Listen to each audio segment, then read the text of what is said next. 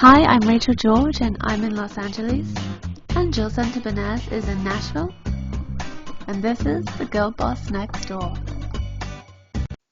Hello and welcome to The Girl Boss Next Door. Thank you so much for joining us. I'm Rachael George. Jill Santibanez, and look who we have today. Gail Metzbower. Hello, ladies. Hey, Gail. Thank you for having me. Thank you for being here with us. Yeah. Gail Metzbower is host of Up to Me magazine show with Gabby G of Up to Me Radio. Gail, thank you for being hosted. Is this kind of weird for you? I know this is normally the other way around. I start interviewing you back. She's going to get her revenge. It's true. I have to put on my other hat. And how long have you been doing this? Because you've been with Melinda. We love her. The founder of Up to Me Radio. You've been with her for several years now, and but you host your own show. That's pretty amazing. Yes, it's a lot of fun. I came with Up to Me Radio, and it actually was originally called Atlanta Life Radio when we expanded, and so we and actually it's Up to Me Radio. My show is the Up to Me magazine show, and Up to Me Radio is a brand of Atlanta Life Media, LLC. So we have a magazine by the same name, Up to Me Magazine, and I'm the companion to the show. And I was originally the second radio host after Alicia Ward with the There's Life After Layoff show. And so I had originally met Melinda and Alicia in 2013. At the film festival in Atlanta, and I just fell in love with these ladies. And at the time, I was going through. I was a stay-at-home mom, and my son was getting older, and I was starting to feel a little sad. My son was probably 7th, 8th grade, and I just began to feel the sting of him not needing me as much anymore. And Gail, oh my goodness, I can feel that. We're all moms. We can feel that. Yeah. He used to be excited when I would drop him off of school. I used to drive him and pick him up in the mom pickup line every day. And because he's a boy, maybe it's just a little bit different for him. But one day I gave him a kiss goodbye. And when he got back in the car, when I picked him up, he said, "Don't ever do that again." And I said, "What?" Oh, no. You left a lipstick mark on my face. And I heard about it all day long. Oh, Mommy dropped you off. And it started from there. And I'm like, it didn't really hurt my feelings. I'm like, okay, he's in the 8th grade or 7th grade or whatever he was. He was in middle school. And it just kind of started from there. And he didn't really seem to need me as much anymore. And, and it didn't hurt my feelings, like I said, because I understood that was just his growing process.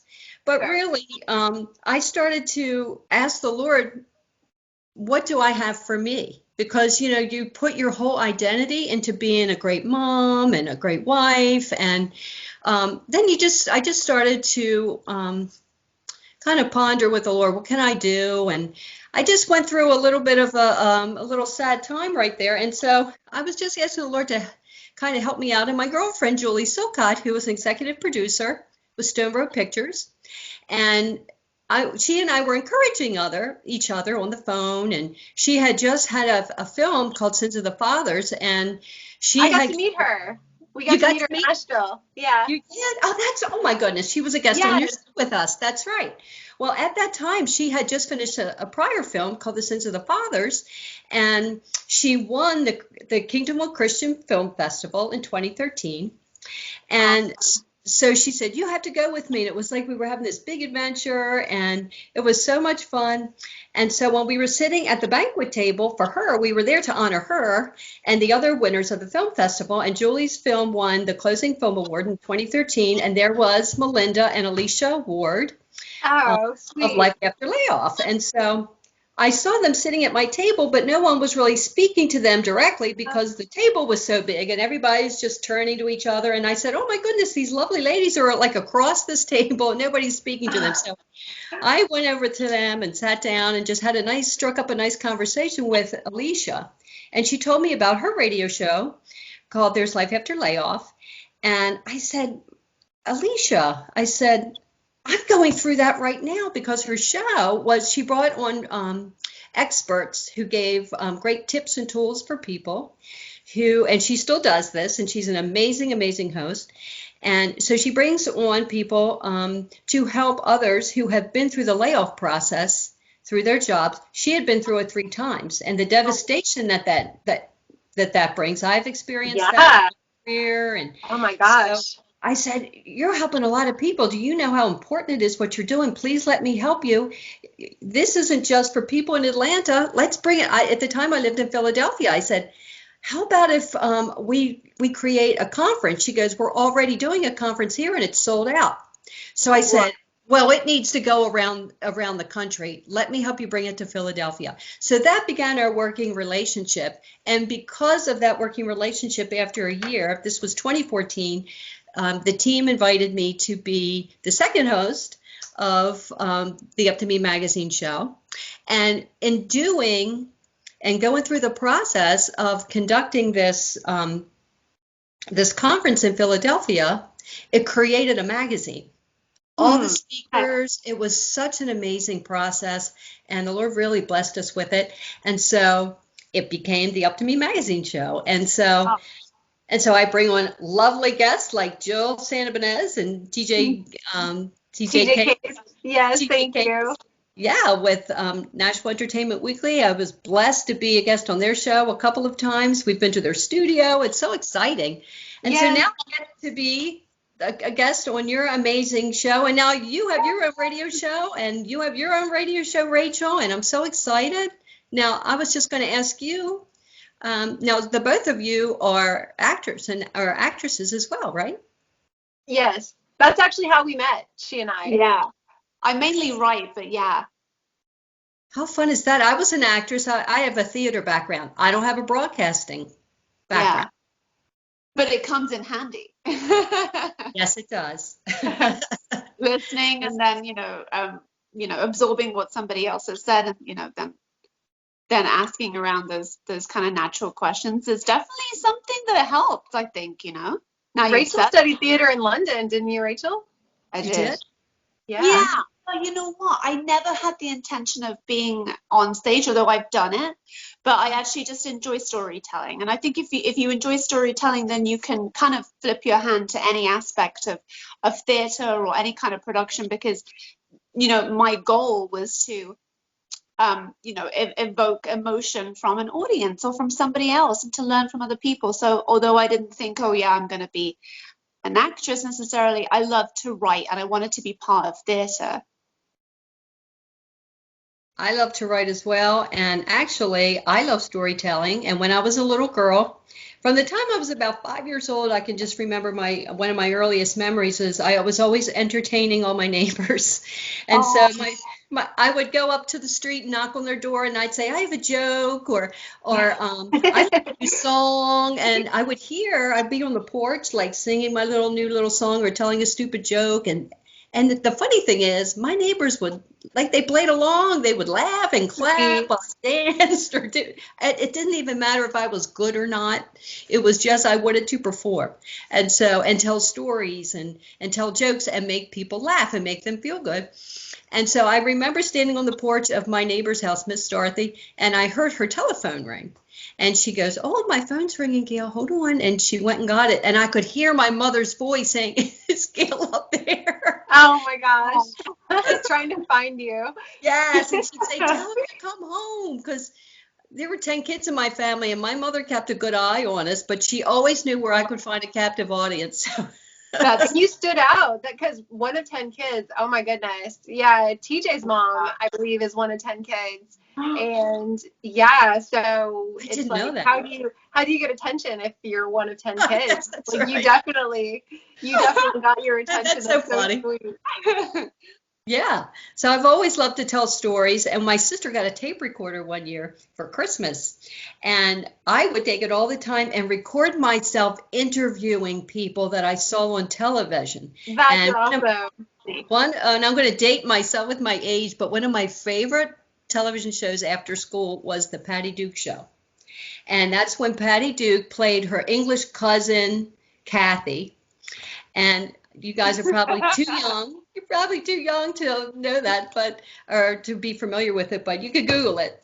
And so she played the same part. She played her cousin Kathy, and then she played, this wild American teenager, typical American teenager. And she had the accent, but her cousin Kathy that she played was real refined, and she went to the theater and went to the opera, and then she was just, at the beach doing, the Beach Boys and that kind of a, thing. So I was pretending I was interviewing her on my tape recorder. And so it's funny because life is kind of full circle, and I look back and think about that. It just makes me laugh because here I am interviewing people on my show. It was almost like you were going to do it from the beginning, right? It's just always been there. Mm-hmm. I wanted to ask you, so, I mean, I know you've been doing this a long time, but from when you started radio and from when you started interviewing people, have you noticed things have changed from your perspective, like industry-wise, from then to now? Well, we were I would like to give credit to Melinda, because when we first began this and she asked me to be the radio host, I really because I didn't have a broadcasting degree, and I wondered what the medium was going to be. And I said, oh, do I have to come to Atlanta for your studio? And she goes, oh, no, it's podcasting. I said, what is that? She goes, this is really like getting in on the ground floor of like the best kept secret, and it's going to explode, and not that many people use it. You don't have to be, get approved by the FCC or anything like that. So she introduced me to podcasting, which I had never heard of. And now I've seen the influx of podcast shows over these last 7 years that I've been with Atlanta Live Radio. You were given credit, you didn't even know it. No, Yeah. but Melinda did, because Melinda, she's the true boss girl next door. Oh, yeah.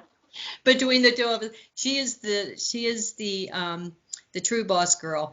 She is a visionary, Melinda, and she continues to be a visionary. And how she has grown our Up to Me Radio network and when we first started, we had 35,000. Now we have over 2 million.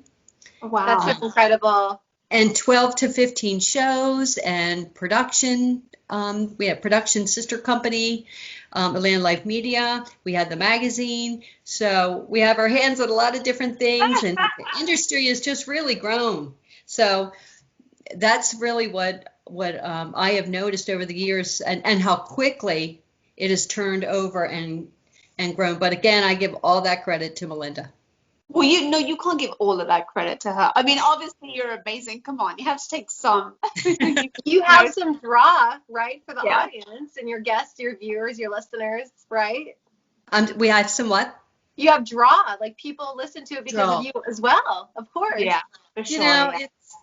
I like to not to be so interviewee and just have a conversation like we're having a conversation. Yeah. I always like my guests to feel comfortable, like and our listeners as we're talking, to just feel like a fly on the wall. Yeah, they're just kind of listening in on someone's conversation, and we do have a call-in designated time if people want to call in and chat and get in on the conversation.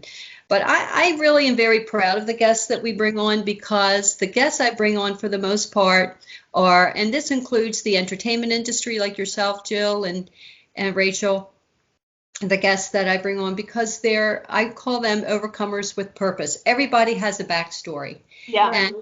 And like you, Rachael, I love a great story. I love biographies, and I love history. So I love to hear and tell other people's histories, to tell their stories, because they're amazing, and theirs are so much more interesting than my own. I'm telling you. That's not true. It's so much more. Well, I'm telling you the incredible things. I'm not putting myself down, but it's just the things that I've interviewed people with, situations they've come out of or brought themselves out of. To me, there were times when I'm listening to this thinking, oh my goodness, I think I've been through something. You This have. is incredible. I have. We all have. And so everybody's story is unique as each other. But it's just, I'm just amazed by the uniqueness of all the different personal stories. And when it comes right down to push and shove, they pick themselves up by their bootstraps. And they said, I'm not going to let this define who I am.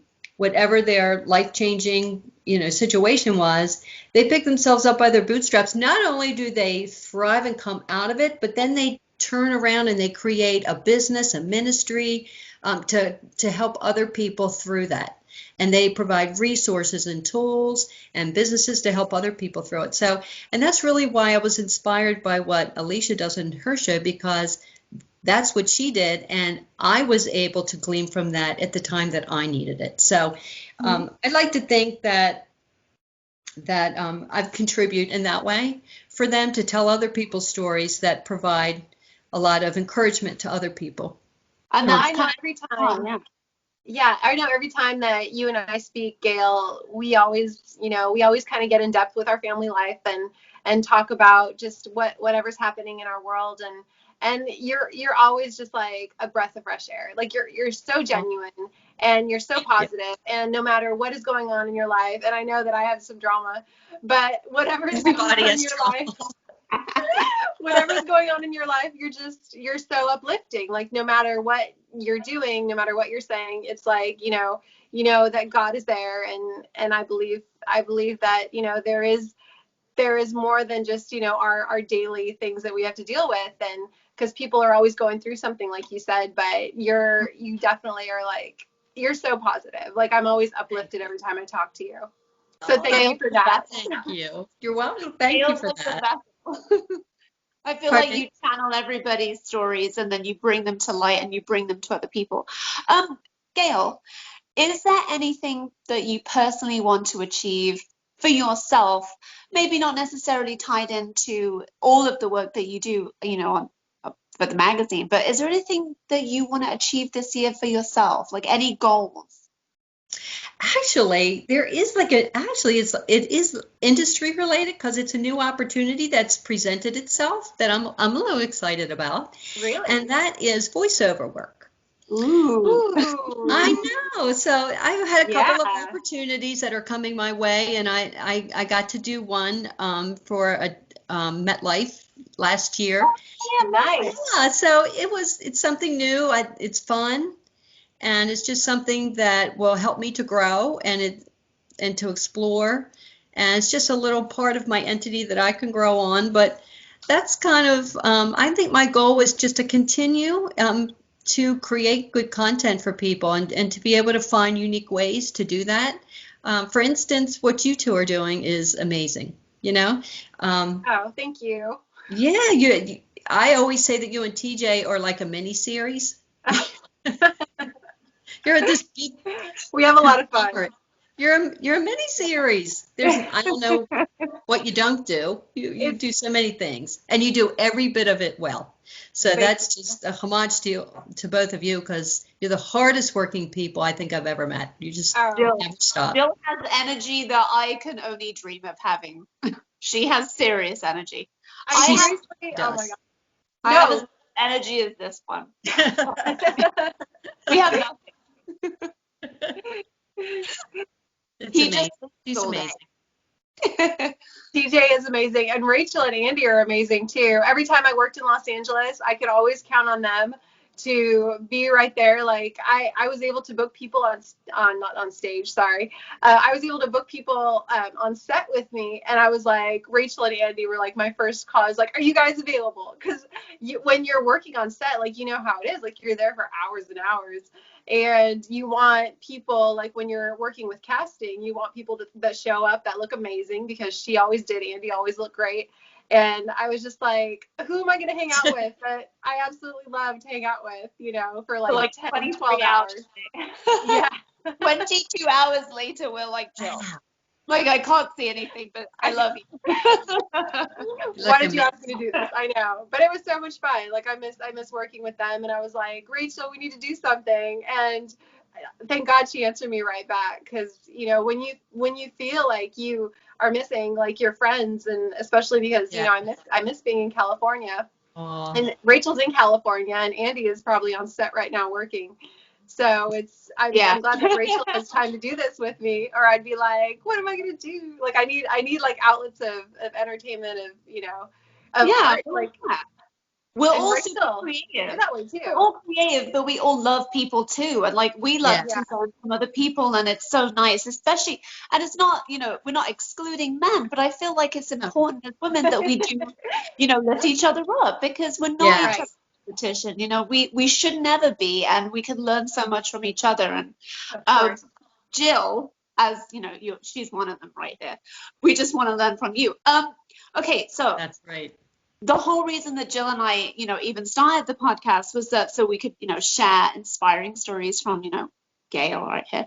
And we want to encourage our listeners to smash, their next goal. It might be writing a book, or like you're doing, your voiceover.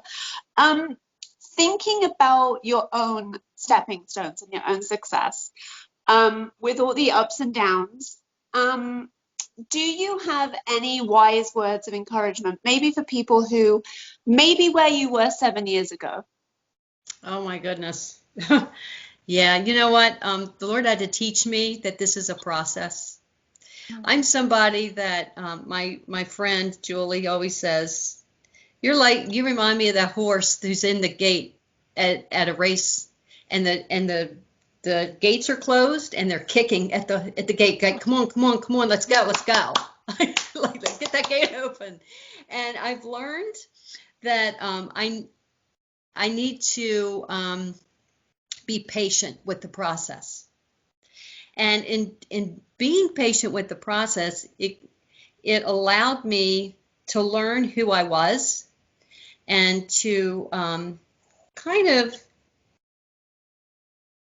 explore the process and become more polished in what I wanted to do, and get a little bit more training, and not be embarrassed by that.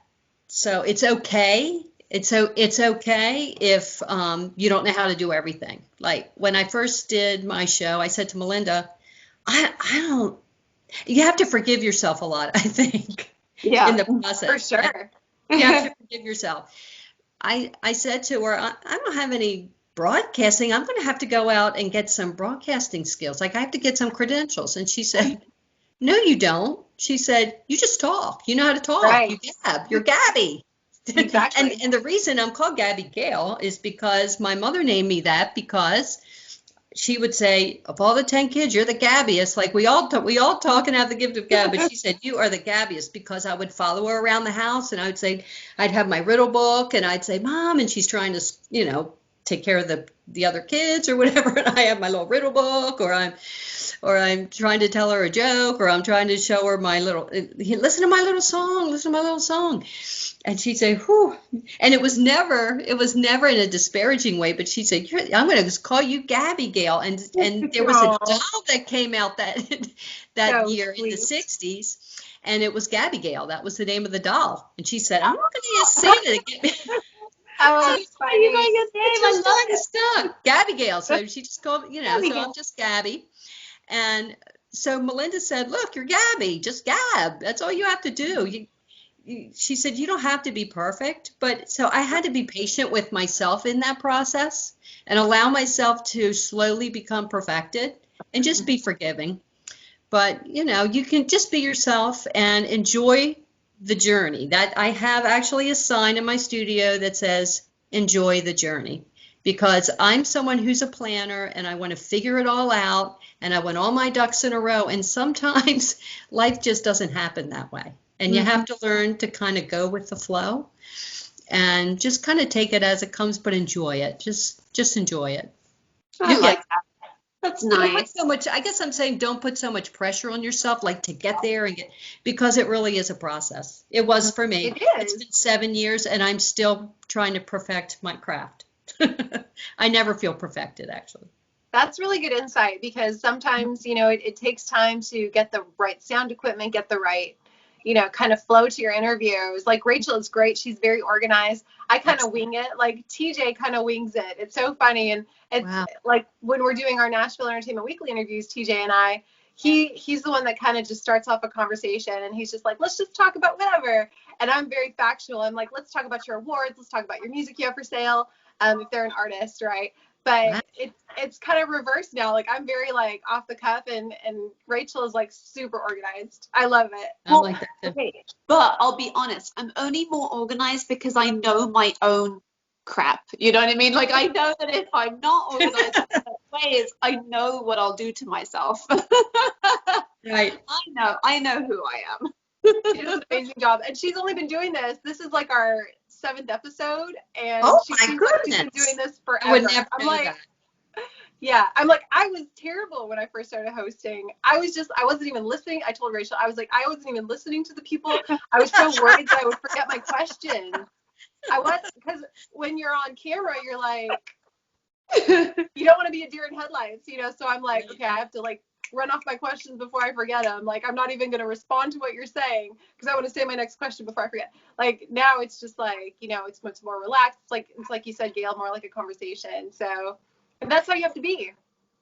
Yeah, just be yourself. The first several times, and I still do it and I was doing it, today, just when I'm talking, I say a lot. It's my thought process. I'm thinking, I say and I stop, and I'm like and I said to Melinda, oh my gosh, I can't, because she would say, listen back to your show, and I'm like, oh, I can't, I just cringe. Like now I do it all the time, but when I was the first year or two I was on my show, I said, Melinda, I said 17 times, and she It's hard to break. I know. I think you know what? I say it's okay. But it's okay. And if you say in a normal conversation on any given day, I say all kinds of weird things, and I don't even know what I'm doing with my face most of the time. I'm like that too. That's why I told Rachael, I'm like, I'm so animated. Like she brought that up. She's like, maybe we're just too animated. But Rachel's a really good model. I'm like, I cannot control my face most of the time. So I don't even, like if I had a mirror on set with me and I could pose, I'd be like perfect. Yeah. But other than that, I'd be like making a weird face because I have like really big eyes and a mouth. And I'm just like, I don't know what I'm doing. I think modeling is hard. It is. Modeling is difficult. You don't just stand there. You have to like give a feel or a look or Rachel's really good at it, but I'm just like Jill is definitely both of you. I'm a little exaggerated. I've seen Jill do so many commercials now. She's being hard on us all for sure. It's a little funny. It's very, very just give me a mirror on set. That's all I ask. Give me a mirror. It'll be good. I swear I'd be good. Gabby G, I love that. I love that name. It's so you. It's so sweet, and it comes from your mom. I love that you can tell that story, and it means so much. And thank you so much for sharing your time with us. And let's tell everybody really quickly about where to find your wonderful podcast. Thank you. Well, you can go on